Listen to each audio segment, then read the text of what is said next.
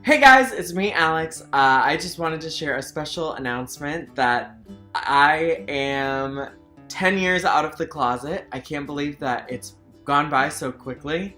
I certainly don't feel 10 years older than I did when I first came out, but it has been 10 years. And looking back at some of the years, basically what I wanted to do to celebrate is I wanted to share something I've learned from each of the 10 years. The first year that I came out was all about having a gay identity. I didn't come out in Georgia. I came out to a few people in Georgia, some of my close friends and my family, and then I left town, came out to USC, California, and just basically started meeting people as a gay person, just kind of learning like what it was like to kind of have it as my identity and to have people be like, oh, you're gay? Do you want to go shopping? And at first, being so young, kind of like buying into this like new exciting identity and persona, but then also at the same time kind of losing myself and kind of trying to recover that, I think, was the main thing of like, who am I now that I am this person. Year 2 was the year of having gay relationships. When I was in high school, there weren't very many of us, and we of course weren't out, so we didn't necessarily know about each other. So this was my first time being in an environment where I was with other out gay people. I kind of call this my Mean Girls year because none of us really knew how to interact with each other. There was a lot of competition, and we'd been taught to hate these things about ourselves for so long that even still, when we would see these qualities in other people who are just like us, we would tend to hate them or criticize them or, kind of not support each other in the way that I think that I do now and that we do now. A lot of those same guys, we are friends today, and I just love how far we've come since that year 2. Year 3 was the year of having my first boyfriend, being in love for the first time and kind of figuring out what a relationship is. Is this what love feels like? How do I know that I'm in love? Like, you hear people talk about it all the time when you're a kid, and you love your mom and your dad and your brother, and you're like, is that what this is? I don't know, like, if this is love or if it's just that I really like this person or I just really want to spend time with them. I think, okay, yeah, I think about them constantly, but I also think about Britney Spears constantly. So like, how is that different? Year 4 was the year of being single, realizing like you don't just pick a person and you stay with that person. It's like, it's an intentional choice to be with someone, and for whatever reason we just weren't a right fit.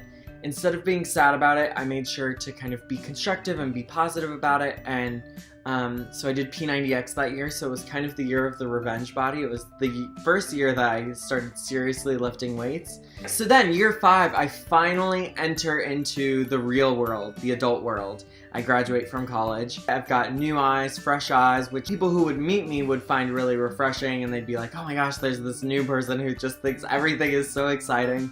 And I really did think everything was so exciting. Everything was an adventure. I started a website called Gay Boy Guide, which is no longer operational. I know some people are still sad about it, which is so nice. I actually really like when people say that. But basically, I was kind of writing about all the new things that I was experiencing and how things that are kind of the norm for straight people are not necessarily the norm for gay people, and how things are different. And then that leads us to year 6, struggling in the gay world. I had a couple of health scares that only because I didn't necessarily know or understand certain STDs or things about, your health and your sexual health, because it was never taught to us, so of course I would never know. So I kind of had a couple of freakouts, which led to me then educating myself and getting involved. I started working with AIDS Project Los Angeles. I got a job in HIV activism, so I kind of learned a lot more about the diseases and everything that kind of affects our community in terms of stigma and shaming, and what keeps populations from getting the resources and the access that they need. Following that very kind of tough year, I met my current boyfriend, and in year 7 was kind of what I call kind of the honeymoon year. It was just kind of all about this new exciting relationship. I see it in guys all the time where they just kind of fall completely head over heels for the person they're with, and then it becomes their entire identity. And that was definitely me. It's also a year where, you know, I called my mom and I was like, he's gonna find out that I'm crazy and he's gonna leave me and blah, blah, blah. She was like, okay, take a breath, stay calm, it's gonna be fine, you're a wonderful person, and he's gonna see that, so just be cool about it. And so I remained pretty cool about it, and just kind of took deep breaths, even though I felt like I had this amazing thing and I didn't want to ruin it. And so far so good, I haven't ruined it. You know, my relationship kind of was a little crazy in the sense that he lived in DC at the time. After dating long distance for a couple of months, he decided to move out here. And a lot of people thought that we were crazy, and I look back now and I'm like, oh my gosh, you guys were crazy.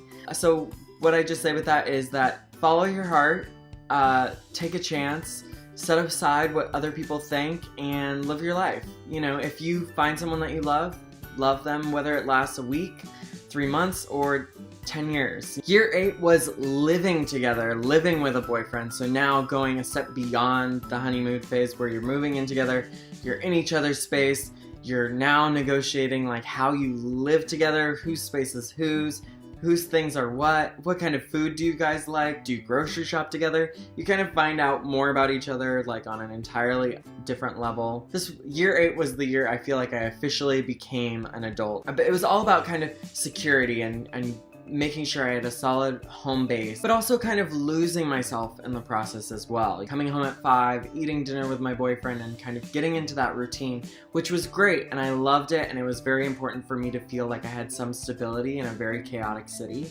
But I definitely needed to find myself again and find out what I was passionate about. Which leads me to year 9, which was the year where I rediscovered myself. I started going out a lot more. My boyfriend and I realized, okay, hey, we can't stay in every night. We have to go meet other people. We have to make friends together. We have to, you know, kind of network some more. And that's hard. That's hard when you're in a couple. When you're single, it's like you're networking all the time. It's kind of just a little bit easier because you can just go, you can get invited just by yourself. But when you have a boyfriend, you kind of bring that person with you. We started to find our identity individually as well as a couple. So that was a great year kind of to give us some space with each other, and then also which in the end made us stronger. So year 10, this past year, was definitely one of the best years. I feel like it was one of the years where I finally came into my own. I finally kind of recognized what it is that I truly want, what my dreams actually are, and not being afraid to kind of spend money on myself. For a while, I'd been so frugal and it was all about just rent and food. I've started to become like a lot more brave in terms of the choices that I make, doing more podcasts, web series. I've even made music, made songs. I'm doing all different kinds of things, which I've always wanted to do, but I always felt like I would look stupid or silly if I did them. And what if I put those out there and people thought I was bad or people didn't think I was very good?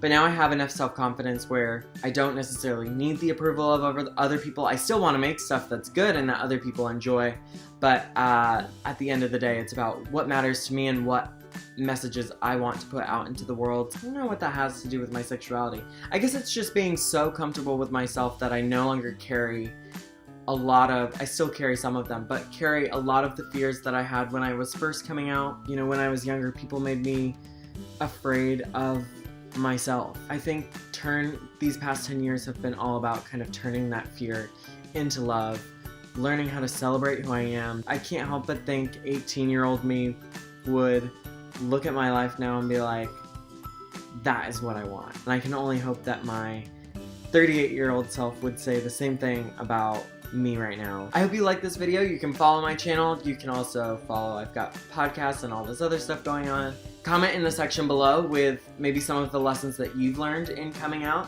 And if you're a younger guy who is just now coming out, or if you're a closeted person who hasn't come out, just know that it gets so much better when you can finally just be yourself and be who you are and be honest and authentic with your own personality, and so that you can contribute to the world in an honest and real way. So thank you guys so much for watching, and I'll see you next time. Should have had more of a... That's cuter.